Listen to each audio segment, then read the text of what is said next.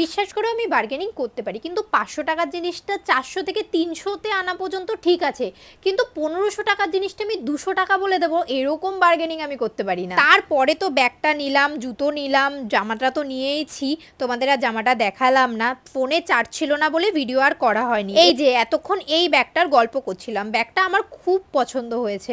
আর ওই জুতোটা নিয়েছি, ওই জুতোটার দাম নিয়েছে 200 টাকা।